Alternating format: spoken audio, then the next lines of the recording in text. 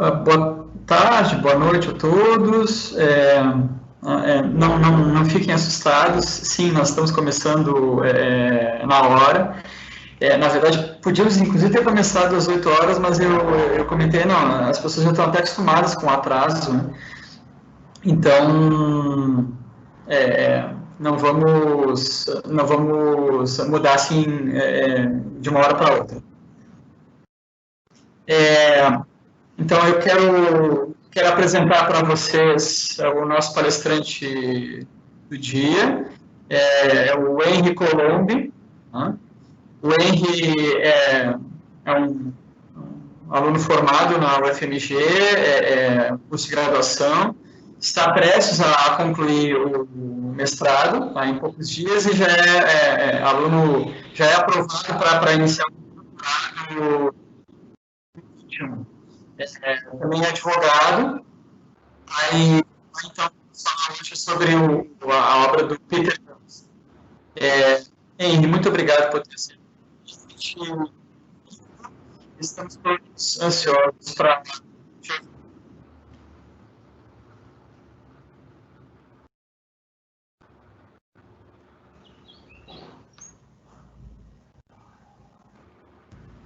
Olá, boa tarde a todos, boa noite a todos. Desculpa, deu um delay aqui para eu perceber que eu já estava online. Bom, primeiro eu queria agradecer, falar que é uma grande honra estar aqui, apresentando um tema que me é tão caro e, além de ser uma grande honra, é uma grande responsabilidade falar depois de professores que eu admiro tanto, que falaram com tanta competência sobre autores tão relevantes. Eu sou muito antes um aluno desse curso do que um palestrante, então eu me sinto realmente lisonjeado. Bom, indo ao que interessa, vamos começar a falar um pouco aqui, conversar um pouco sobre o Peter Benson. Vocês me veem bem? Vocês veem minha apresentação? Nesse momento... A apresentação não, hein? A apresentação não. Tá, então me desculpa, só um segundo aqui, gente, problemas técnicos. Agora vem? Agora sim. Bom, vamos lá. O Peter Benson, ele é um autor bastante interessante e também bastante desafiador falar sobre ele, porque isso pressupõe um diálogo com alguns conceitos do Common Law e também um diálogo com outros autores que vocês já ouviram aqui ou ainda podem vir a ouvir falar. Toda a ideia do Peter Benson, ele é um autor que estrutura sua forma de pensamento com base em perguntas, com base em questionamentos, é tentar oferecer o que ele chama de uma base pública de justificação do direito contratual, sempre no contexto do common law. E ele vai tentar dar essa resposta, desenvolvendo ao longo de muitos anos de pesquisa, uma concepção que ele denomina da concepção do contrato como transferência de titularidades. Bom, antes de a gente começar a falar sobre a ideia do Peter Benson, eu acho que é legal a gente dar uma contextualizada e contextualizar sobre quem é esse teórico, quem é esse autor. O Peter Benson, ele é professor da Universidade de Toronto, ele é colega de departamento de outros autores que a gente já ouviu aqui, como o Ernest Weinreb e o Arthur Ripstein. Ele é um estudioso das teorias da justiça e da filosofia do direito privado e muito focado especificamente na teoria do direito contratual. E ele também já foi o que eles chamam de clerk da Suprema Corte do Canadá, assessorando 2 ministros, e ele coloca isso com muito orgulho no currículo dele, que isso é uma coisa um tanto quanto importante lá da perspectiva das carreiras jurídicas no contexto do common law. E dando uma... eu já cheguei a falar que ele é um professor da Universidade de Toronto, mas mais do que isso. Ele é um autor muito interessante porque ele é, de entre aspas, claro, um discípulo, tanto do Charles Fried, que a gente ouviu nas 2 aulas atrás, quanto do Ernest Weinreb. Ele foi orientando de mestrado do Fried, com uma tese muito, muito interessante que chamava a teoria, em busca de uma teoria pura do direito contratual. Isso já diz bastante sobre ele. E ele presta bastante créditos ao Ernest Weinreb também por essa percepção que ele tem do direito como um sistema internamente coerente, da importância de olhar os valores intrínsecos ao próprio direito e, dentro do foco de análise dele, ao próprio direito contratual. Como eu já antecipei anteriormente, o Benson tem uma vasta produção, bastante focada em temas ligados à filosofia do direito contratual, e essa produção dele é realmente um crescendo. Isso inicia desde a tese de mestrado dele, perdão, da tese de LLM dele, que ele escreveu no começo da sua vida acadêmica, e percebe-se que essa ideia dele, como contrato, como transferência de titularidade, vem sendo desenvolvida ao longo de muitos anos. Eu juntei aqui os artigos que são mais, digamos, tiveram maior repercussão, e há uma clara escalada e complexificação da forma como o autor sustenta essa ideia, cada vez de uma forma mais sólida, mais teoricamente embasada, mas sempre partindo dessa mesma intuição básica, de que o contrato é uma forma de transferência de titularidades. O artigo indicado, o texto indicado foi esse penúltimo aqui, Contract as Transfer of Ownership. Ele é um artigo que foi escrito em 2007, mas que já sintetiza bastante o que é o mérito da ideia bensoniana da teoria contratual. No entanto, é interessante abordar, e recentemente ele publicou um livro, foi no finalzinho de 2019, que é esse Justice in Transactions, a Theory of Contract Law, que basicamente, além de consolidar toda essa ideia que ele vem desenvolvendo já ao longo de mais ou menos 30 anos, ele também procura trazer uma abordagem nova, tanto mostrando a compatibilidade dessa visão dele para com o direito positivo do common law, quanto mostrando que essa concepção que ele tem do contrato como transferência de titularidade faz sentido e é estável em comparação com outras áreas de um Estado liberal. Bom, então, tentando sintetizar aqui o que eu já dei algumas ideias, a empreitada que o Benson se propõe desde o começo de sua carreira acadêmica, mas que se consolida nesse último livro, é buscar dar uma perspectiva, dar uma concepção interna ao próprio direito contratual, que ele extrai das práticas contratuais do direito positivo do common law, tentar dar uma base sólida para essa concepção e tentar mostrar como essas ideias que ele oferece são compatíveis com o contexto de um Estado liberal. E a essa metodologia, essa tentativa, ele chama de uma busca por uma base pública de justificação. Esse é um conceito que ele pega emprestado do Rawls e tenta adaptar para o contexto, para essa pesquisa contratual dele. Antes de avançar, eu queria só coloquei um asteriscozinho, que essa ideia de Estado liberal que ele coloca é algo totalmente diverso do que a gente costuma ler como Estado liberal nas obras da civilística brasileira. O Estado liberal normalmente é usado como sinônimo daquele Estado não intervencionista do século XIX, enfim, normalmente usado realmente como espantalho para criticar o individualismo, esse patrimonialismo, mas não é isso que ele quer dizer com o Estado liberal. Por Estado liberal, o Benson está querendo dizer realmente o que a gente, grosso modo, poderia traduzir como um Estado democrático de direito moderno, que respeita as garantias fundamentais, direitos fundamentais principalmente de primeira geração, e toda essa base, o que ele tenta consolidar como um Estado liberal é uma visão que ele adota, uma visão rawlsiana, mas é um termo que ele usa com uma certa fluidez semântica, significando mesmo um Estado moderno, digamos. Moderno no sentido de contemporâneo. Bom, o que é legal dessa teoria do Benson, que talvez seja uma das maiores inovações da proposta dele, é que essa ideia de busca por uma base pública de justificação tenta congregar ao mesmo tempo uma perspectiva interpretativa, ou seja, uma perspectiva que busca extrair uma lógica sistematicamente coerente da observação do próprio direito positivo, e isso é simultâneo também com uma teoria normativa, no sentido que essa ideia que ele tenta oferecer, né, essa tese que ele tenta sustentar, tem que ser moralmente coerente, moralmente atrativa. Então, a proposta do Benson é oferecer uma teoria do direito contratual que seja simultaneamente interpretativa e normativa, que, na verdade, rompe essa dicotomia de teorias que buscam olhar para o sistema jurídico como um valor externo, que ele extrai de uma preconcepção moral ou de uma posição filosófica, e congregar isso com o que existe no direito positivo, o que ele observa no direito positivo. Então, ao superar essa dicotomia entre o que é interpretativo e o que é normativo, ele tenta oferecer uma teoria bastante poderosa do ponto de vista explicativo. Porque ao mesmo tempo que ela torna, ela faz sentido das práticas correntes do direito contratual, ela também mostra como essas práticas são moralmente adequadas para o contexto de um Estado liberal, naquele sentido que eu expliquei anteriormente. Bom,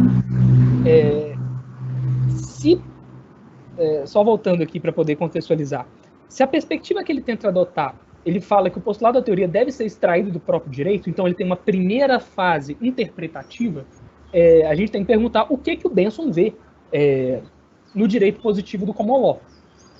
E o que ele vê é justamente isso, do contrato como uma transferência de titularidade.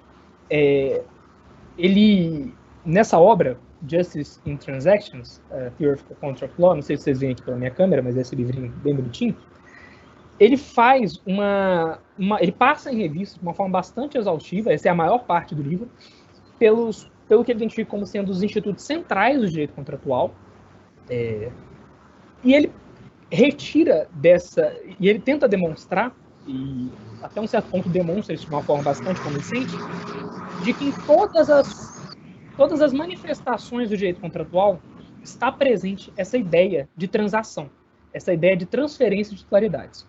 Então ele começa lá na formação do direito da formação do contrato, com a oferta e com a aceitação, mostra que nessa situação se inicia um contato negocial. Ele dedica muitas páginas e faz uma defesa entusiástica do Instituto da Consideration, que, como vocês viram, foi comentado pelo professor Daniel nas aulas anteriores, uma peculiaridade do direito do common law, que as teorias morais, sobretudo aquelas fundadas na promessa, como Charles Friedman, acham que não faz muito sentido, que não são moralmente sustentáveis, e ele coloca que, por ser essa ideia de troca, de transação, o cerne do contrato, a consideration tem um papel fundamental. Por quê?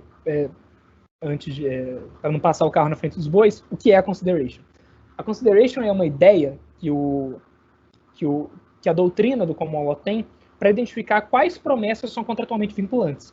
E eles falam que contratualmente vinculantes são aquelas promessas que a promessa é correlata a uma consideration. E eu poderia traduzir essa consideration algo como uma contraprestação, uma contrapartida. Isso significa dizer que eles só consideram como contratuais aqueles arranjos na qual uma parte dá alguma coisa, ou promete dar alguma coisa, em troca do recebimento ou da promessa do recebimento de uma outra coisa. Então, isso, a priori, já afasta como sendo contratual o que a gente aqui no Brasil chamaria dos contratos gratuitos. E também, claro, daquelas promessas que não têm conteúdo patrimonial suficientemente oferível.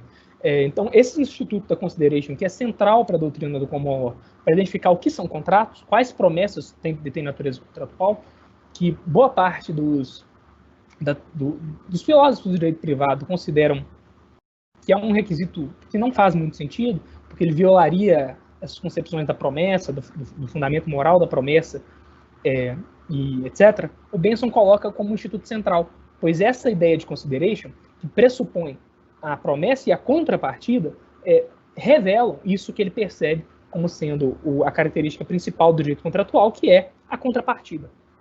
Né? A relação transacional, eu te dou para que tu me des. Por isso que eu coloquei na imagem central inicial do slide, duas pessoas trocando bens. Essa é a ideia que o Benson tem do contrato. O contrato é a troca, mas com um pequeno detalhe que eu vou abordar adiante. Depois ele vai para as questões de interpretação contratual, mostra como todos os testes objetivos realmente de comatação de lacunas, que lá no contrato não é claro, partem de estándares que envolvem a ideia de negociação, paradigmas de mercado, sempre ligados à ideia de troca. Depois que ele passa dessa fase da formação, ele vai jogar a reflexão dele para as ideias de justiça contratual, é uma outra parte muito interessante, que ele mostra como essa ideia de que os contratos injustos têm uma limitação à sua obrigatoriedade, nesse paradigma de transação. Por quê? Ele coloca como que se o contrato é uma transação, não faz sentido, não é racionalmente esperado que uma discrepância muito grande entre duas prestações seja realmente algo que as partes previram.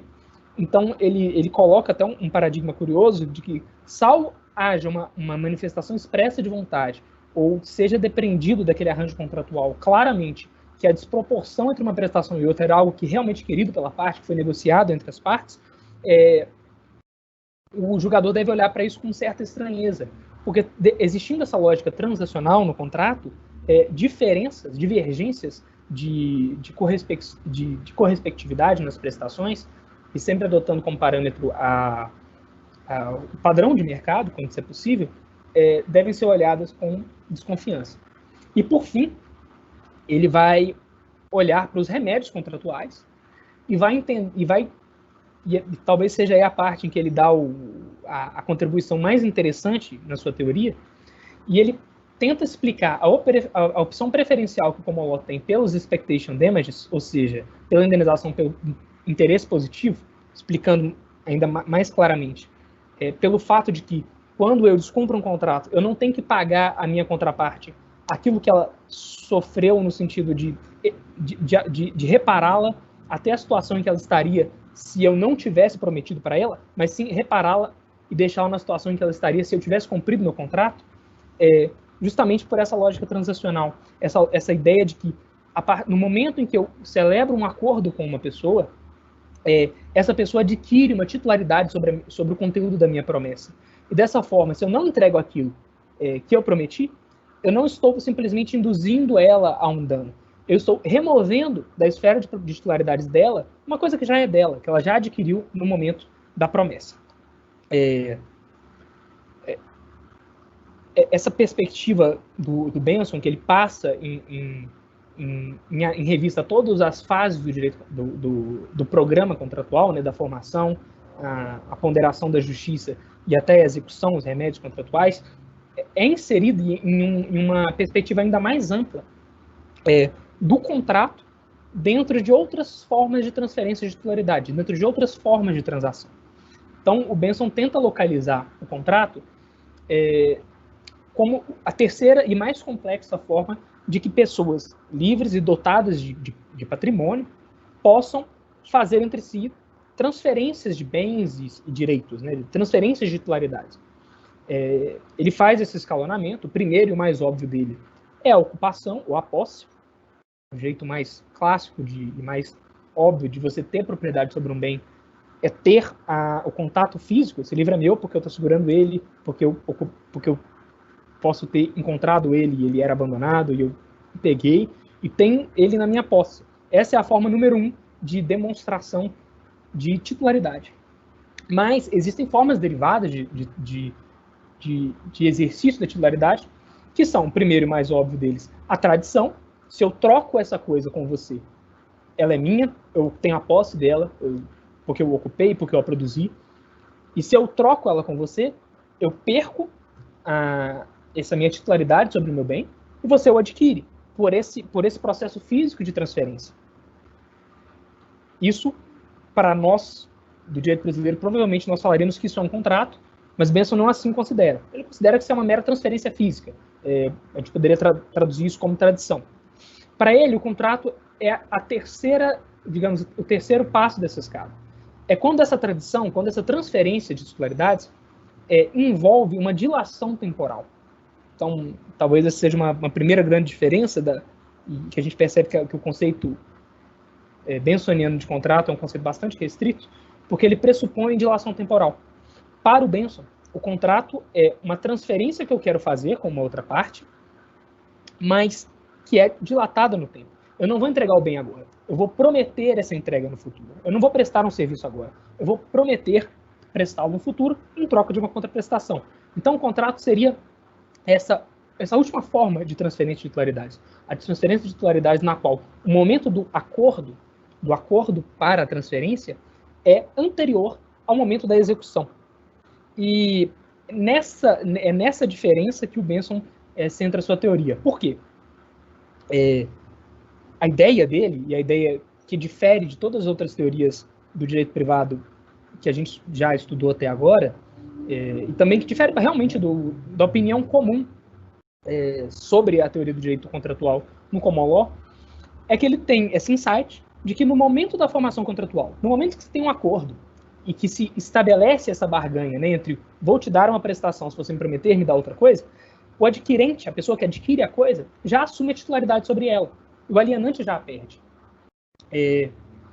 E por essa razão que ele dá uma explicação, e aqui já entrando sobre a justificação teórica do contrato como transferência de titularidade, como isso se insere no debate da filosofia do direito contratual, ele dá uma resposta ao desafio de Filler e Perdio. Que desafio é esse? É uma coisa que eu já antecipei anteriormente, que é esse estranhamento com o fato de que se eu descumpro uma promessa e te causo um dano, por que eu não tenho que te reparar para te colocar na mesma posição que você estaria se eu não tivesse te prometido nada? Por que não te indenizar apenas pelo interesse positivo? Dentro de uma concepção de justiça corretiva, que a tradição do direito do common law tenta atribuir, né, a tradição mais clássica do direito do common law tenta atribuir a todos os institutos de direito privado, por que eu tenho que porque se eu prometi algo a você, por que eu tenho que cumprir efetivamente com isso e não simplesmente descumprindo isso eu te indenizo pelos danos que você sofreu? Entendendo aqui pelos danos pelo interesse negativo. Essa é uma grande questão que atormenta a teoria do direito contratual no trabalho de grandes autores. O Fritz tenta dar uma resposta a isso, a análise econômica do direito, em grande parte, tenta dar uma resposta a isso, e a resposta dele normalmente é algo como: você tem o dever moral de cumprir a promessa, de fazê-la tal como prometeu. A análise econômica do direito vai falar: o remédio pelo interesse positivo, né, pelo expectation damage, ele é muito mais eficiente, ele faz mais sentido, ele desincentiva o inadimplemento subótimo, incentiva o inadimplemento ótimo, porque você vai ter que indenizar só o que a outra parte perdeu, aí você ainda pode ter um ganho. Enfim, cada um tentou dar uma resposta. O Benson veio com uma resposta diferente. A ideia de que o contrato transfere a titularidade no momento do acordo responde ao desafio do Filler e Perdio por uma simples questão. Essa concepção do próprio Filler e Perdio entende que a transferência da titularidade só se dá no momento do cumprimento do contrato. O Benson fala que não. A transferência se dá aqui, quando o acordo está perfeito, quando a prestação e a contraprestação são definidos. Logo, se nesse momento aqui, no momento inicial, número 1, devia ter feito uma linha do tempo, eu prometo a você, você já adquiriu a propriedade, vamos supor, sobre esse livro, e eu te prometi que eu vou te entregar ele daqui a 30 dias, mas ele já é seu.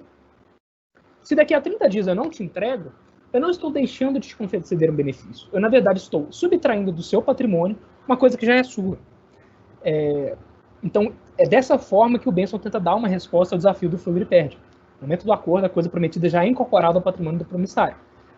E se eu não cumpro a minha obrigação, eu, na verdade, violo a sua titularidade. Não coloquei isso aqui? Não. Mas nessa perspectiva, o inadimplemento equivaleria a um esbulho. Eu não prestar algo que lhe é devido, equivaleria a eu invadir o seu patrimônio e tomar algo que é seu. E dessa forma, a lógica é bastante simples. Obviamente, se eu invado o seu patrimônio e tomo algo que é seu, a justiça corretiva me obriga a te devolver integralmente aquilo que eu lhe te subtraí. E é dessa forma que o Benson tenta, de uma forma tanto quanto inteligente, dar uma resposta ao desafio do Filler e Perdio. Esse é o resumo da ópera da concepção bensoniana de contrato. É uma pena que eu não posso dialogar com vocês agora, mas o que eu queria saber se está completamente claro. É muito difícil explicar o Benson, porque pressupõe a compreensão de algumas categorias do common law que não são muito óbvias, como a de consideration, como a de transação, enfim, e também pressupõe esse diálogo. Mas, enfim, espero que tenha sido claro o suficiente para entender que esse é o espírito da ideia bensoniana de contrato. Agora vamos problematizar um pouco. O primeiro estranhamento, principalmente nós do civil law, nos defrontamos, civil law não, perdão, principalmente nós do direito brasileiro, ou talvez de uma tradição romano-germânica, nos defrontamos, é com essa afirmação do Benson de que o acordo transfere o direito sobre a coisa. Ele usa a palavra coisa. Por quê? Na nossa tradição, a transmissão da propriedade, ou, digamos, o sentido forte de titularidade, mas a palavra propriedade, só se dá com a tradição. E essa é uma ideia que vem da pandectística germânica e que se funda na opinião do Kant. Kant fala que o contrato, né, a promessa contratual, ela dá direito ao ato da prestação. Quando eu te prometo algo, você pode exigir que eu cumpra a minha promessa, mas não te dá nenhum direito imediato sobre a coisa prometida. Esse é o sistema que a gente adota, isso é uma das coisas que a gente aprende nas primeiras aulas de direitos e obrigações.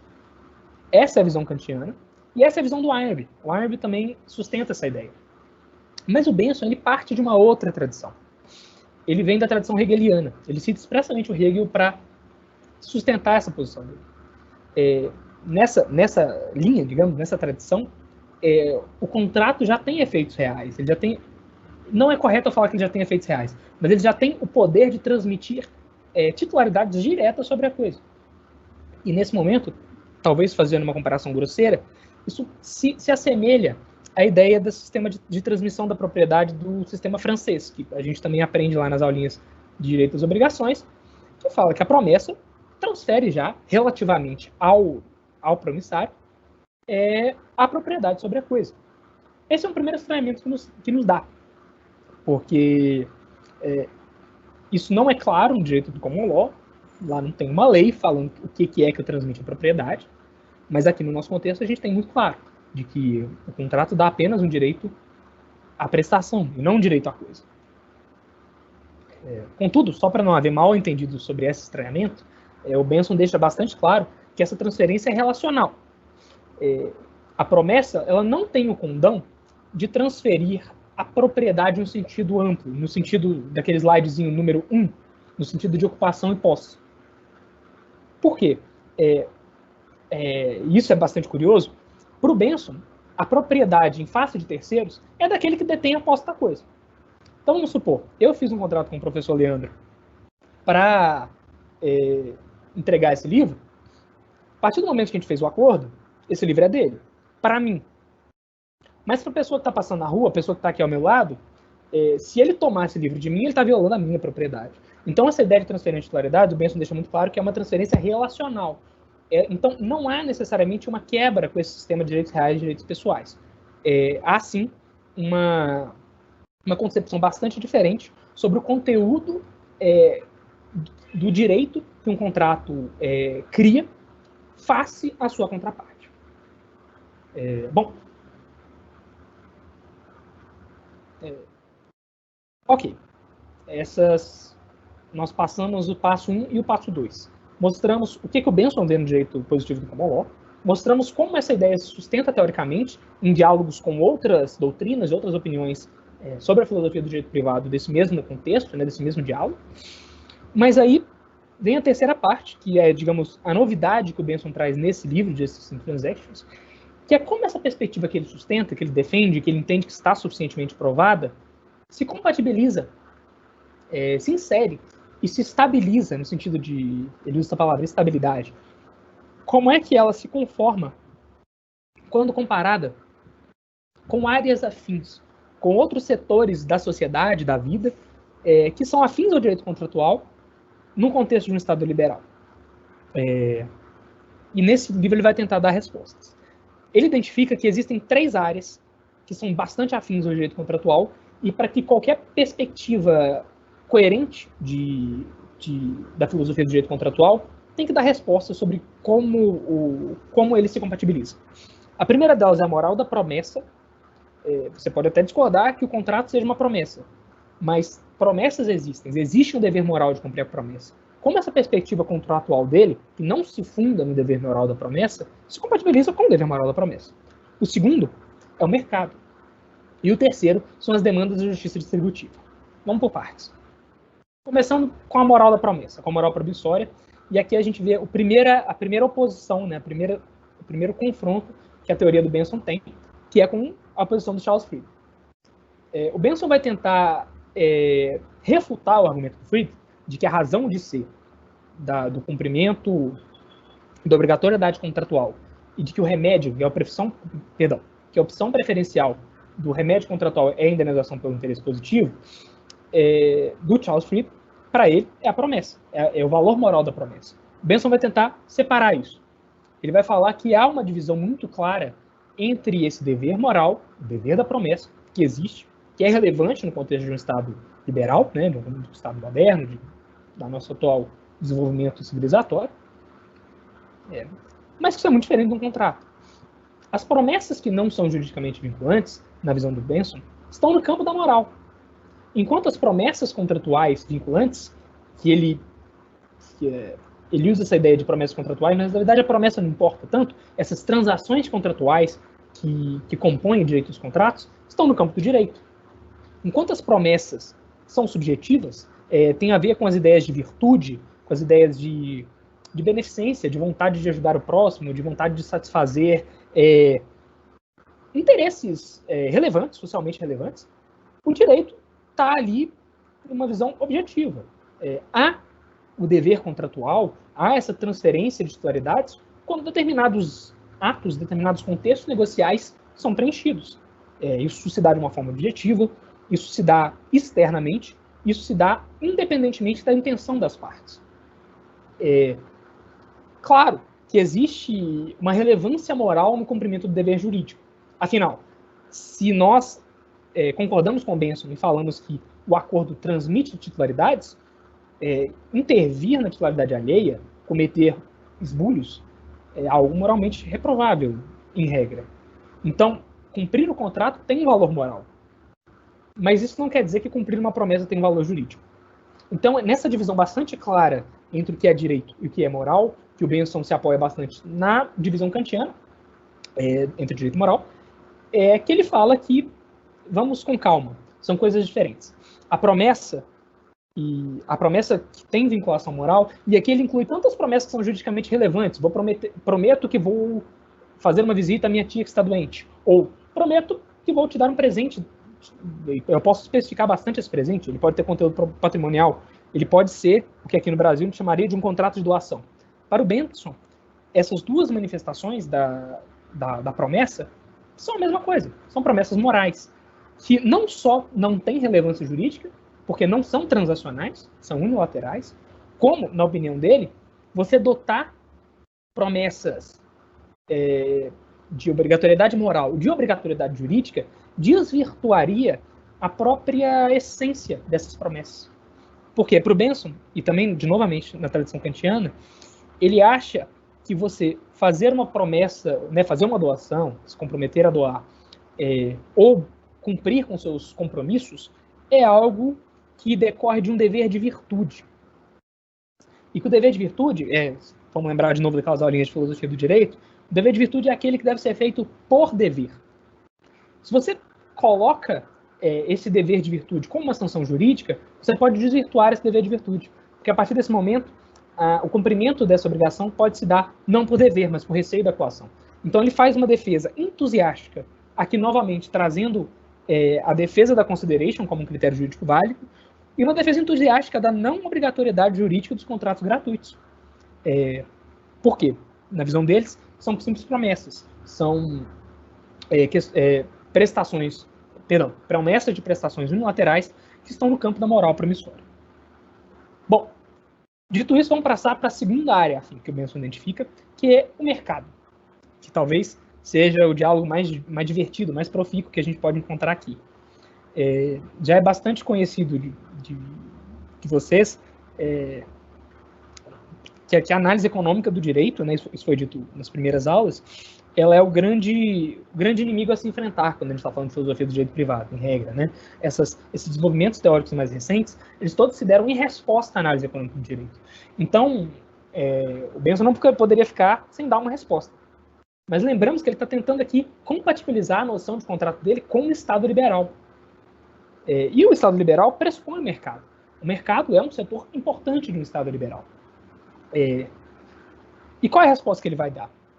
Ele vai falar que, diferentemente da análise econômica do direito, ainda que haja uma inter-relação, uma afinidade muito grande entre o contrato e o mercado, as regras do direito contratual não precisam se submeter às demandas do mercado, e as demandas do mercado aqui eu quero dizer, as demandas de que as regras contratuais devem se estruturar da forma que elas fiquem mais propiciem a maior fluidez das transações, propiciem a maior eficiência, que é o que postula a análise econômica do direito, para a concepção dele ser estável em relação ao mercado, ela não tem que se submeter às lógicas do mercado.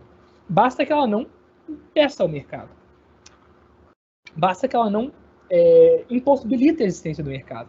E o Benson vai fazer um estudo e vai demonstrar que, na verdade, é muito antes pelo contrário.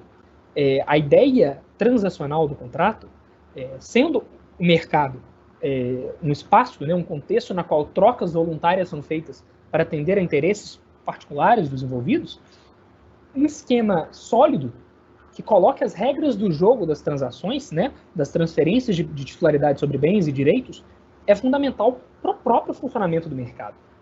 Ele ressalva que é possível existir mercado sem existir direito contratual, mas ele fala que num Estado liberal, ou seja, num Estado como o nosso, um Estado moderno, um Estado grande, um Estado diverso, não é possível você assegurar um mercado complexo, um mercado seguro, se você não estabelece as regras do jogo do direito contratual. E ele vai falar que essas regras do jogo são justamente essas regras das transações, essas regras de justiça corretiva aplicadas às transferências de titularidades. Então, em oposição à análise econômica do direito, ele entende que há sim uma profunda afinidade entre direito contratual e mercado, mas essa afinidade se dá num jogo de complementariedade. O direito contratual coloca as regras do jogo para que o mercado complexo possa existir, que as partes possam perseguir cada um seu interesse privado, sabendo que existe uma moldura, né, um arcabouço jurídico que vai garantir, em casos de inadimplemento, em casos de violação, que a justiça corretiva seja garantida. Isso é fundamental para o próprio funcionamento do mercado. E agora, indo para a terceira confrontação, digamos, para o terceiro momento no qual o Benson sustenta a sua teoria, o Benson vai tentar sustentar que essa proposta que ele traz é compatível com as demandas de justiça distributiva que um Estado liberal detém. Só lembrando aqui que o pressuposto que o Benson tem para um Estado liberal é de inspiração marcadamente rawlsiana. Então ele entende que o Estado liberal está preocupado eu não vou tomar tempo explicando essas questões, porque vai ter algumas aulas seguintes será a relação de Rawls com o direito privado, mas ele entende que a justiça distributiva, ou seja, a distribuição justa de recursos de uma sociedade, é uma coisa importante em um Estado liberal. O Estado tem que se preocupar com a questão da desigualdade social. Ele tem que se preocupar com algum nível de igualdade social e distribuição de riquezas de uma forma justa. E se o direito contratual está no contexto desse Estado, ele não pode se estruturar de uma forma tal que atrapalhe isso de uma forma muito grave, ou impeça esses objetivos, ou que se coloque em contradição frontal com essas demandas. Qual é a resposta que o Benson vai dar? Isso é uma tomada de posição bastante polêmica e que, na minha visão, é talvez uma das partes mais frágeis do argumento dele. Ele vai adotar, sem muita discussão, o que ele denomina de princípio da divisão institucional do trabalho. Baseado em uma passagem do Rawls, muitos autores, na verdade, da teoria política, falam que ao direito privado não cabe dar respostas às preocupações de justiça distributiva de um Estado liberal.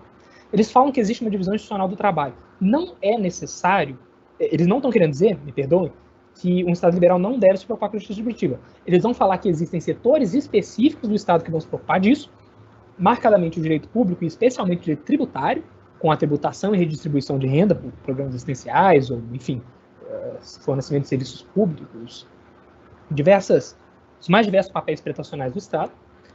Essa partezinha do Estado se preocupa com a justiça distributiva e as relações interpessoais, que seriam o âmbito do direito privado, ficariam livres para perquirir outros valores. E aí você enche esse blank com o que você quiser. Alguns vão encher com eficiência econômica e alguns, como o Benson vai fazer, vai encher com justiça corretiva. Ele vai falar que o Estado, direito público, direito tributário, vai se preocupar com a justiça distributiva, vai garantir que as desigualdades sociais sejam corrigidas, enquanto a nossa partezinha aqui, o meu feudo, direito contratual, então tem que se preocupar com a justiça corretiva. Qual que é o problema disso? O argumento é interessante. Quando você lê o argumento, ele faz bastante sentido. O problema é que esse é um argumento que já está sendo contestado tem um tempo. E o Benson não trouxe esse diálogo. Ele colocou o argumento da divisão institucional do trabalho como um dado, como algo bastante certo, e falou que tá ok. Ele acha que ele justifica que o direito contratual dele é estável com as demandas de justiça distributiva, porque ele não precisa se preocupar com isso, porque ele está dentro do direito privado e outras áreas do Estado, como o direito tributário, vão se preocupar com isso. Essa é uma tomada de posição polêmica e provavelmente vocês vão ouvir mais sobre isso nas próximas aulas. Bom, é isso. Essa é a ideia bensoniana, tal como ele expõe de uma forma sintetizada e consolidada nesse livro. E agora, para finalizar, eu queria, para tentar, porque o que eu acho muito legal da gente ler esses teóricos não é só entender os argumentos dele, isso é fundamental, mas também tentar pensar o nosso próprio direito com isso. Quais contribuições, quais provocações essas ideias, essas reflexões que eles já estão fazendo lá há muito tempo, né, os autores do Common Law, podem trazer para a compreensão do nosso próprio direito, que, em regra, não se preocupa tanto com essas coisas. Então eu vou tentar aqui, de uma forma muito a grosso modo, e também muito apressadamente, o livro é muito recente, a teoria do Benson não foi dialogada ainda muito, nem entre os seus próprios pares. As primeiras comentários que estão saindo são resenhas, que eu até vou indicar no final do slide algumas resenhas bem legais que foram feitas sobre o livro, mas eu vou tentar aqui fazer algumas aproximações, traduções que talvez sejam mais traições e reflexões. A primeira delas eu vou tentar aproximar isso com o direito brasileiro. Quando a gente lê a teoria do Benson, ou ouve, espero, a gente tenta logo ver uma semelhança com a teoria da relação jurídica e com a ideia do contrato como um negócio jurídico que gera para o promissário um direito subjetivo. Essa ideia de titularidade me parece que pode ser aproximada com a nossa ideia de direito subjetivo que nasce com um contrato. Por mais que a gente não se filie a essa corrente hegeliana de que o contrato te transfere um sentido forte de titularidade sobre a coisa, quando a gente pensa em contrato, a gente pensa no direito de crédito, é alguma coisa que o promissário adquire com a promessa. Então, me parece, meu tempo acabou, mas vou só encerrar, me parece algo que faz sentido, me parece uma aproximação natural. Por outro lado, dentro dos próprios termos da teoria do Benson, que se preocupam muito que as premissas da teoria dele sejam extraídas do próprio direito positivo, o potencial explicativo disso, quando a gente transpõe para o direito brasileiro, fica um pouco fraco. Por quê? Eu já adiantei isso. Primeiro, essa perspectiva hegeliana de transferência de titularidade em sentido forte não pega aqui. A segunda coisa que me incomoda bastante o leitor, me incomoda bastante, não sei se todo leitor, mas me incomoda bastante, é a inaptidão para explicar os contratos gratuitos, que na nossa tradição são contratos. E aqui eu acrescentaria também essa ideia de que transações imediatas, que a gente poderia chamar contratos de transferência de propriedade de execução imediata, também não estariam dentro da preocupação teórica do Benson. Então isso perde um pouco a plausibilidade interpretativa da teoria bensoniana para a gente tentar olhar para o direito brasileiro. Essas são as aproximações. Agora eu vou tentar oferecer... Gente, eu peço novamente muita desculpa. O Benson está há 30 anos estudando isso, mas eu acho que são algumas reflexões preliminares sobre o mérito do argumento. São realmente tentativas de entender, de dialogar com o argumento dele. A primeira delas, é uma coisa que fica bem clara, eu não consegui transmitir isso, mas da leitura do livro fica bem claro, é que o Benson deixa muito claro, ele passa umas 10 páginas mostrando que existe um valor intrínseco no direito positivo tal como ele se coloca.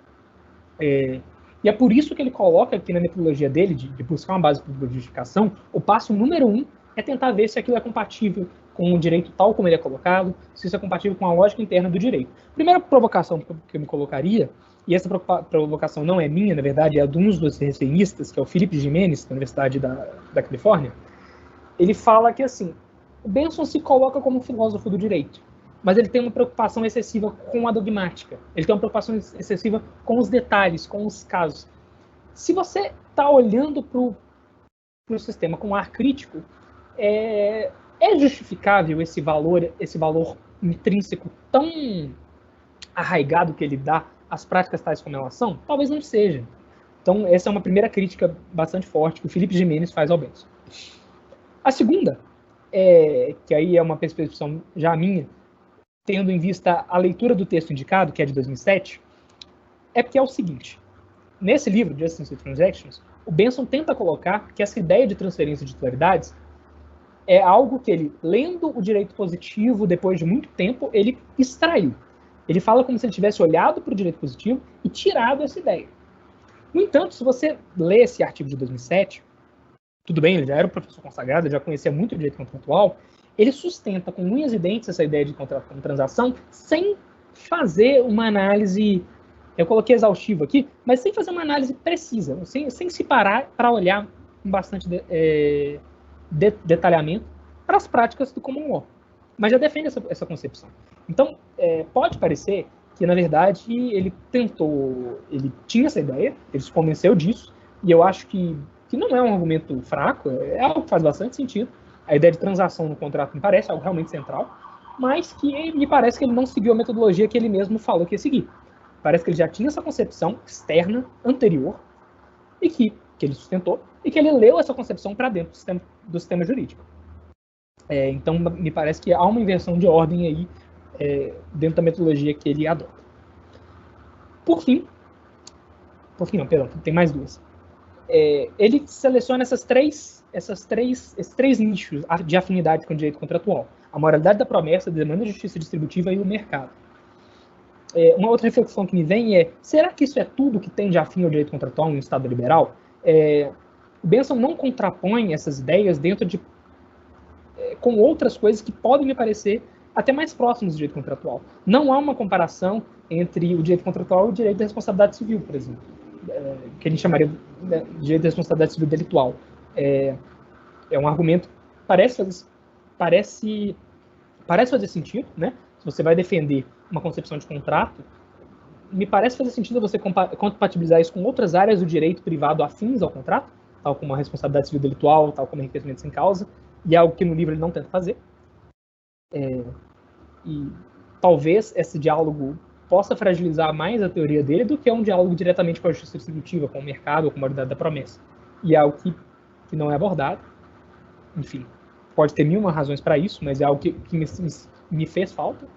E, por fim, talvez seja a questão que mais me incomoda na teoria do Benson, que é essa visão transacional que ele propõe. Ela parece fazer muito sentido para uma compra e venda, para uma permuta, até para uma locação, para uma prestação de serviço simples. Mas será que ela dá conta de responder aos arranjos transacionais, aos arranjos contratuais complexos? Eu diria que, em algum ponto, todo contrato envolve uma transferência de bens e direitos, e bens e direitos de uma parte para outra. Mas será que esse modelo consegue dar respostas normativamente, interpretativamente, coerentes para contratos de seguro, contratos, sei lá, fusão e aquisição de 2 grandes companhias, um contrato de cooperação para a execução de uma empreitada, enfim, me parece que a estrutura que o Benson oferece é bastante interessante para explicar a compra e venda.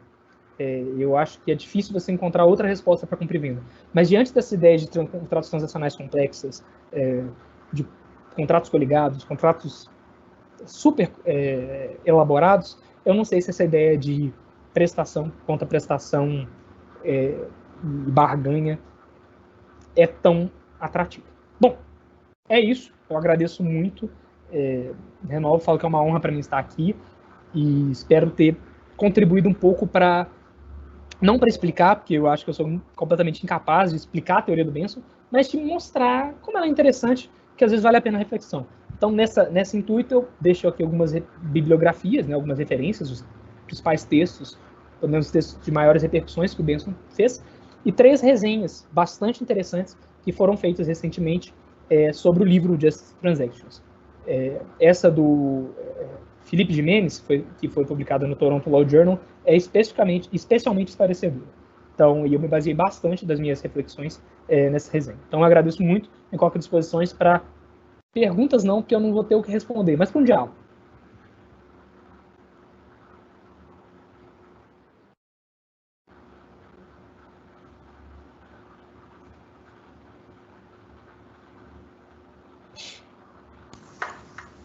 Henry, muito obrigado. Só não dá para concordar em nada com a parte final, dizer que não deu contribuição nenhuma, não foi capaz de explicar, né? Essa é a primeira reserva que eu queria fazer. A segunda eu não sei se eu expliquei, mas o convite é um pacote, né? Então vai responder as perguntas, sim, quer dizer, né? Fica à vontade, mas virão perguntas e já vai uma minha aí, tá? Então, assim, nessa ideia mesmo de diálogo, né? Eu queria te propor o seguinte tema, né? Eu até tenho um aluno de graduação nosso lá, o Caio, deve estar nos assistindo. Eu durante a semana, sugeri que ele escrevesse o TCC dele sobre uma crítica econômica que foi feita, eu diria primeiramente ao Freud, né? Mas eu não sei se aplica também ao Benson, então eu queria que tu nos falasse sobre isso, que é o seguinte, ó, toda essa construção, né, parece dar a ideia de que é da essência do contrato, do direito contratual, reconhecer que o contrato atribui um certo direito, né, ele transfere titularidade, e o que nos leva, então, para essa questão que incomoda tanto os autores do Common Law, que é a questão do remédio, né? Então é uma teoria sobre o que parece a essência do contrato e que nos leva à conclusão de que é dessa essência. Então, resulta como remédio, o remédio da indenização pelo interesse positivo. A minha pergunta é se te parece compatível com isso, que ao mesmo tempo essa indenização, essa regra da indenização pelo interesse positivo, seja, e de acordo com o próprio Benson, ele reconhece isso, uma regra dispositiva. Tá? Então, ao mesmo tempo parece que se trata de algo que decorre da própria ideia de contrato, mas ao mesmo tempo em que ele diz isso, quer nos convencer disso, ele admite que basta nós fazermos o nosso contrato com uma cláusula dizendo, o nosso contrato de cumprir o livro de ti, basta incluir no contrato uma cláusula segundo a qual o Leandro, na hipótese de inadimplemento do Henry, não terá direito a nada além do que o interesse negativo, né? ou os danos da confiança. E aí então, prevalece a cláusula, ponto final. A crítica desse autor da análise econômica, que é o Richard Kressel, é essa, de que alguns autores que se preocupam com a moralidade, né? ou com a coerência do direito contratual, esquecem que a questão fundamental do direito contratual costuma ser uma mera questão de escolha da regra dispositiva. Qual é a regra que nós vamos aplicar à falta de uma cláusula a respeito, né? E aí é claro que o economista ele quer dizer assim, se nós atentássemos para o fato de que se trata de uma questão de escolha da regra dispositiva, nós seríamos levados a concluir inevitavelmente que essa é uma questão política, que não tem a ver com uma ideia, direito privado, né? Ou com uma essência do direito privado, do direito contratual. O que eu queria te perguntar, em resumo, essa é a famosa pergunta-palestra. O sujeito vai fazer uma pergunta e dar uma palestra. Se te parece que essa crítica de uma certa negligência ao fato de que se trata, em última instância, de uma escolha de regra dispositiva, se te parece pertinente contra o Benson?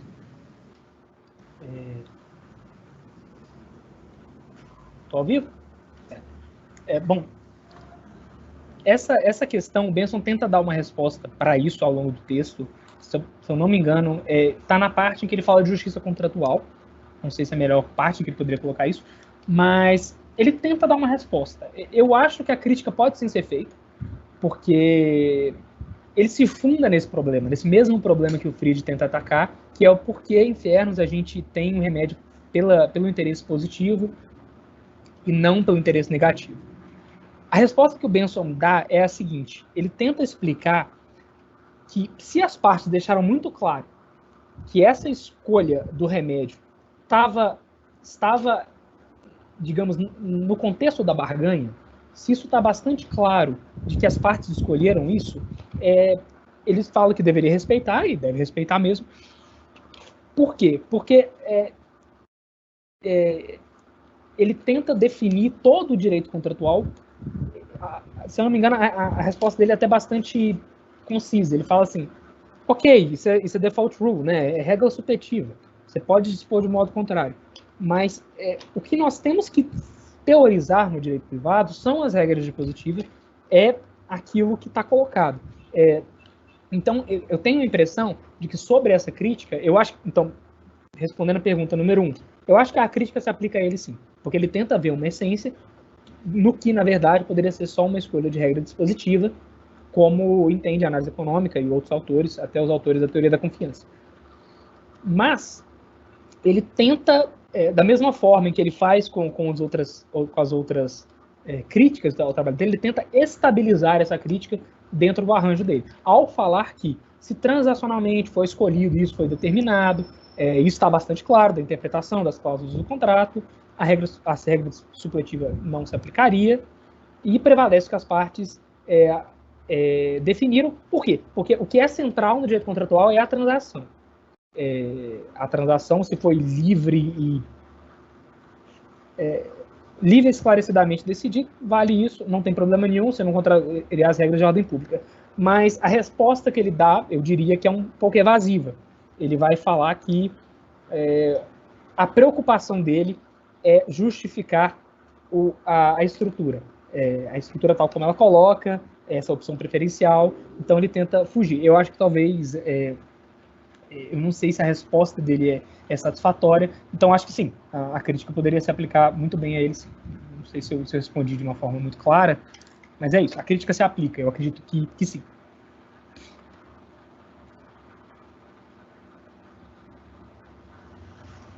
Olá, pessoal, boa noite. Henry, vou começar te dando parabéns pela apresentação. Eu vou concordar com o Leandro, acho que ela foi muito boa, e tão boa ao ponto de ser suficiente para me fazer querer fazer uma pergunta, porque eu sou entusiasta do direito público, então minha pergunta vai ser mais ou menos inocente, assim. Bom, uma curiosidade me atiçou na hora que você falou sobre a titularidade, pelo seguinte motivo. No direito brasileiro, a gente herdou aquela tradição germânica de que a tradição transfere a titularidade. Sobretudo no contrato de compra e venda, por exemplo, lá no 492, faz um tempo que eu não estudo isso, viu, Henry? Então, se eu estiver errando demais, você me corrige. Lá no 492 do Código Civil, os riscos correm até a tradição pelo vendedor na hora que eu alieno um bem. A quem se corre os riscos até a tradição no seu autor, assim. Eu fiquei realmente curioso e vou te parabenizar de novo pela palestra.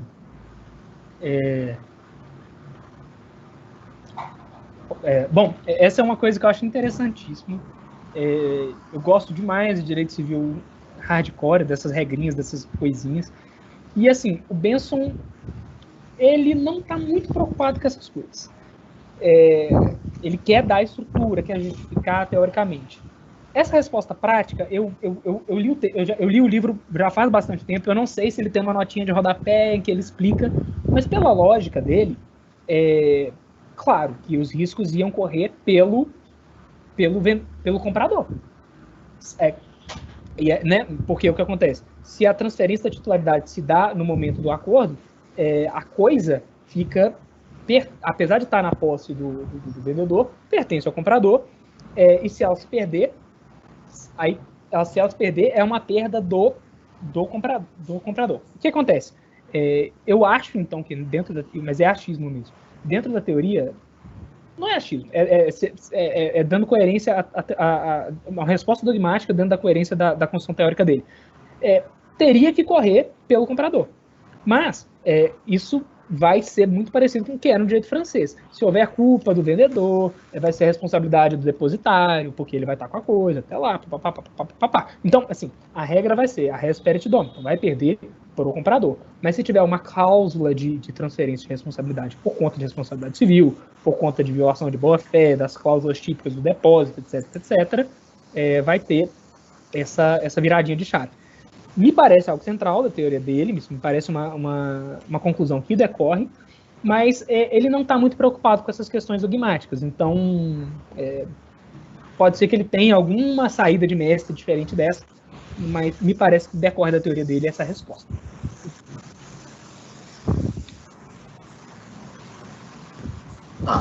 Henry, tem uma pergunta agora do Juliano dos Santos, eu vou ler para ti, ok? Então vamos lá. Professor, parabéns pela palestra. O autor, ao tratar da transferência de titularidade pelos contratos, aborda os bens imóveis de forma especial ou trata da mesma forma? A questão de direito brasileiro, as diferenças entre transferência de propriedade imóvel e imóvel estão ligadas à segurança jurídica, entre outras coisas. Assim, a teoria dele seria útil na prática, ou talvez esse seja um caso de arranjo complexo que você abordou nas suas críticas finais? Se precisar que eu repita, avisa. Tá. Acho que ainda não estou na tela. Não, ainda não. Vai passar para ti. Bom, eu acho... Não, eu entendi a pergunta. Ele não faz diferença. Ele trata realmente de uma forma bastante abstrata, de uma forma indistinta. Assim, eu, apesar da minha crítica, eu vejo alguma utilidade na teoria dele no seguinte sentido. Enfim, então, a primeira resposta, ele trata de forma indistinta, seriam bens móveis e imóveis.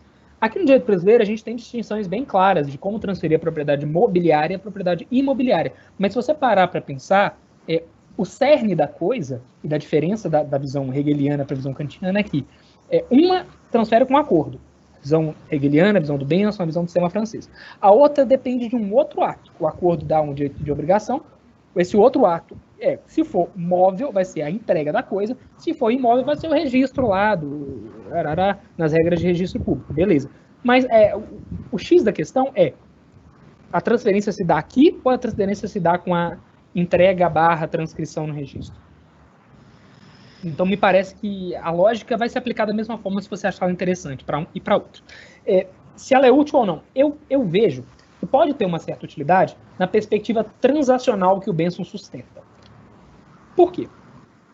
Sim, a gente tem uma diferença bem grande entre o que é a promessa, né, o direito sobre a prestação e o direito sobre a coisa, mas a gente tem uma evolução, e eu não sou a melhor pessoa para falar sobre isso, o professor Daniel certamente uma evolução de atribuir efeitos, de dar mais força aos direitos de crédito, principalmente na compra e venda imobiliária. Então, a execução coativa execução coativa da promessa de compra e venda, tutela específica, etc., me parece que, mesmo no âmbito dos contratos, na relação bilateral entre as duas partes, a gente tem uma tendência no Brasil de fortalecer, de dar atributos, deixa eu ser muito preciso aqui na frase, de dar atributos de realidade à promessa obrigacional.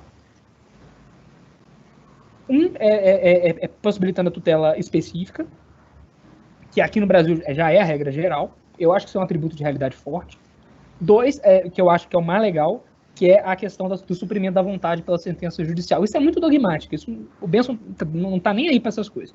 Mas aí, se você quiser sustentar que se você quiser sustentar que o direito brasileiro está se aproximando de uma perspectiva de dar realidade ao acordo, se você quiser florear com o Benson, é uma possibilidade. Então, acho que você pode pensar, de que essa perspectiva dele pode fazer sentido nessa ideia de que as pretensões obrigacionais estão se tornando, em algumas situações específicas, por razões mais diversas, estão se tornando mais fortes, de modo a se aproximar na relação entre as duas partes de uma tutela que nos parece uma tutela real. Nesse sentido, você pode ver que o Benson talvez, a lógica dele possa te acrescentar alguma coisa, mas, como eu já falei antes, ele não está muito preocupado com essas coisas. A ideia dele é outra.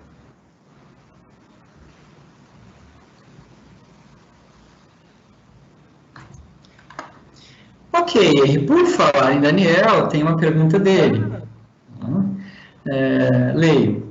Primeiramente, parabéns pela palestra, foi muito esclarecedora. Minha pergunta também é sobre o remédio padrão para o descumprimento contratual. A partir da visão do Benson de contrato como transferência de titularidade da coisa transacionada, não faria mais sentido definir a tutela específica e não os expectation damages como o remédio padrão? É uma pergunta auto-interessada, não é, Henry? Pois é. E aí, vai dar essa colher de chá para o Daniel? Ajuda o Daniel na tese dele. Quem sou eu para ajudar? Mas claro que eu vou dar a colher de chá. Sim, e essa mesma crítica já foi feita ao Fried, se eu não me engano. Claro que faz mais sentido tutela específica.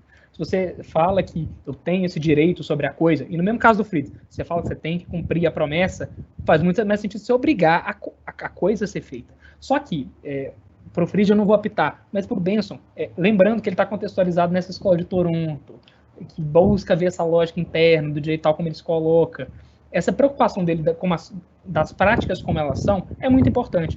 Então, ele tem uma nota de rodapé em que ele fala sobre tutela específica, sobre como ela pode fazer sentido em situações, principalmente situações de que o bem é infungível, como venda de terra, né, venda de bens imóveis.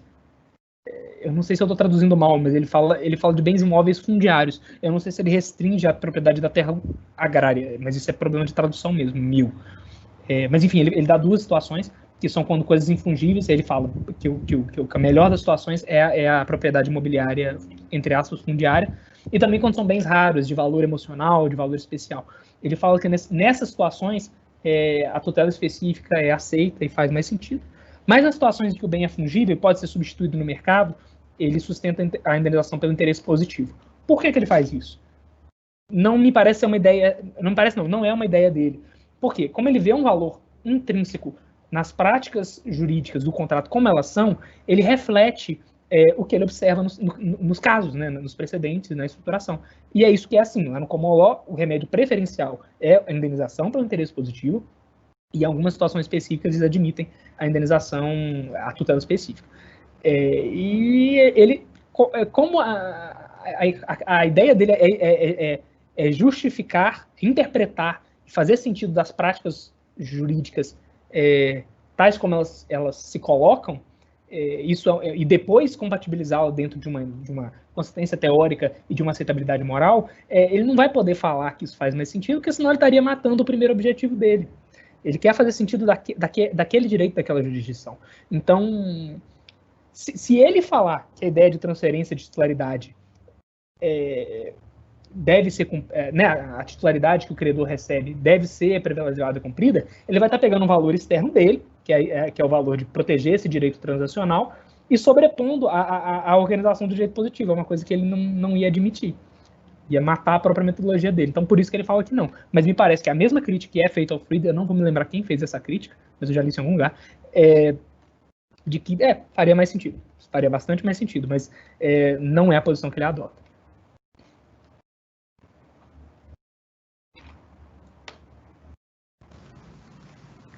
Bom, Henry, eu queria te explorar mais um pouco com mais uma pergunta.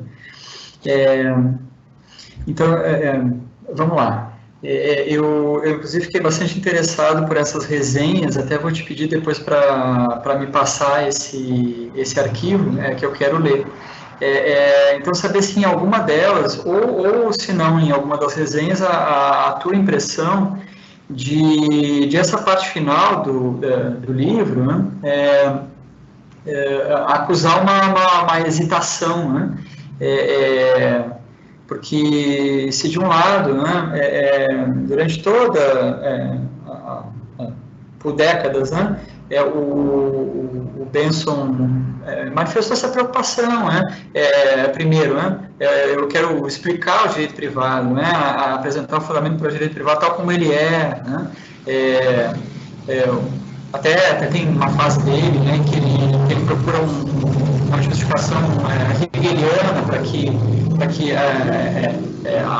haja a prioridade da justiça corretiva, né, sobre a justiça distributiva, então para que o direito privado seja como aparentemente né, um direito estranho a demandas distributivas. Se te parece que essa parte final do livro, né, e essa referência ao Rawls seria um passo em falso, né, um movimento no sentido de procurar um fundamento externo para para que o direito privado seja entendido como um direito da justiça corretiva. Então eu vou lá para o filósofo da justiça distributiva, ele mesmo, né? Ele mesmo atribui esse papel pelo direito privado.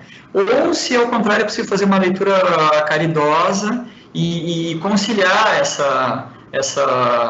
esse recurso ao Rawls com tudo que o Benson escreveu sobre direito privado ao longo de décadas.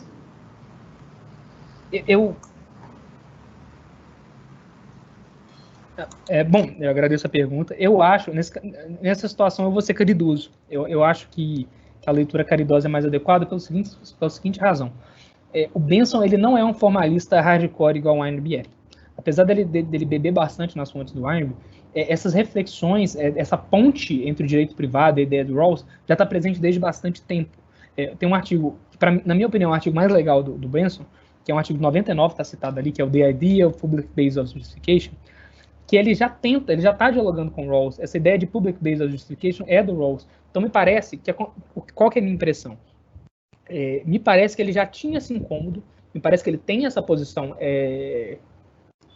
de atribuir uma relevância ao direito tal como ele é, até mesmo por causa do background teórico dele, já há bastante tempo, mas ele já sentia essa necessidade de mostrar como essa ideia dele não é, digamos, não é alheia a outras questões socialmente relevantes. Por exemplo, posso estar falando besteira, mas o Armin não parece ter essa preocupação. O Armin fala, direito privado é o direito privado, ele é dele, pronto. O Benson não. Ele acha, sim, que o direito privado tem a sua estrutura própria, tem sua lógica própria, e deve continuar sendo assim, mas ele acha que isso me parece que ele sempre teve essa vontade de provar que isso é compatível com um Estado liberal no sentido rawlsiano, e é mesmo. Me parece que essa é uma coisa que ele está tentando provar já tem bastante tempo e que ele chegou à maturidade para provar agora nesse livro. Isso, algumas intuições que eu tenho. Por quê? Porque eu gosto muito de conhecer o background do autor. E ele já tem bastante tempo que ele dá aula sobre Rawls na Universidade de Toronto. Não é algo tão recente assim. Então, me parece, então, que não. Me parece que a leitura benevolente é melhor. Eu acho que ele não é um formalista hardcore, e ele acha que o direito privado, entre aspas, justificado em seus próprios termos, é compatível, na visão dele, com outras áreas de uma sociedade liberal. Eu acho que essa preocupação dele... por isso que essa é a coisa que eu acho mais legal na teoria dele. É a teoria de ser simultaneamente interpretativa e normativa. Isso me incomoda bastante em outros autores, assim. Os que não deixam claro qual do seu tipo é, e dois, os que são ou claramente normativos, o que me parece pouco plausível, ou claramente interpretativos, que me parece reduzido. Eu não sei se a teoria dele me convence, mas a proposta é extremamente interessante, de você tentar fazer sentido com as práticas que a gente tem hoje, tendo em vista a compatibilidade disso em um contexto mais amplo, um contexto mais reflexivo. É isso que eu acho bastante legal. Então, nesse ponto, eu sou benevolente com isso.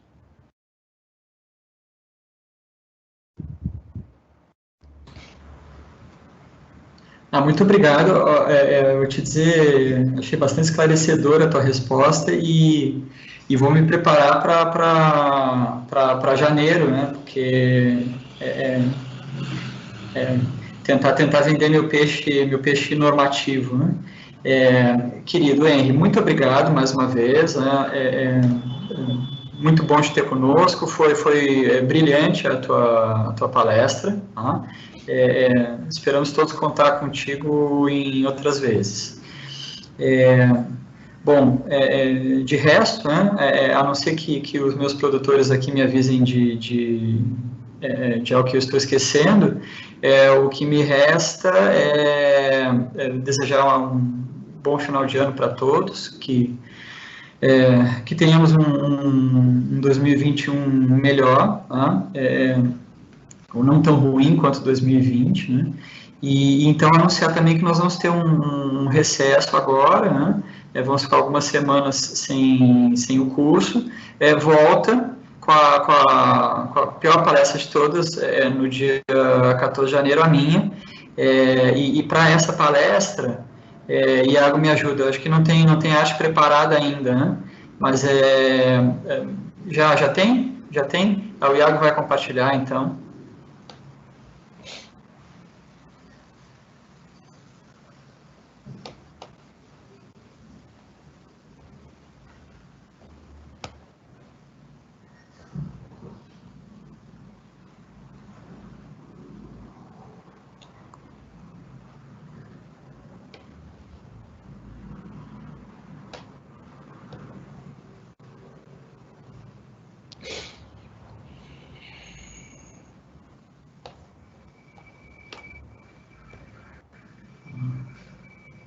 Bom, acho que tivemos uma dificuldade, então fica sem a arte, mas todos convidados para o dia 14 de janeiro, reinício do curso, e a leitura já ficou definida, tá? É um capítulo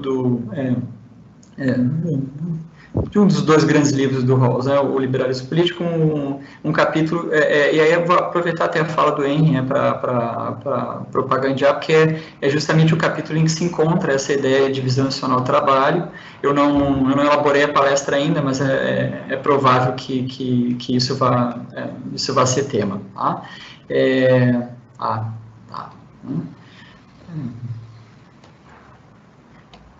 Tem um comentário jocoso para fazer, né? Porque assim, bom, é um paradoxo a minha foto ser maior do que a dele, Iago. Mas eu sei que é a praxe, né? Ok, tá? Bom, então, mais uma vez, tenham todos boas festas, bom final de ano, cuidem-se bem e voltamos a nos encontrar, então, no dia 14 de janeiro. Um abraço a todos.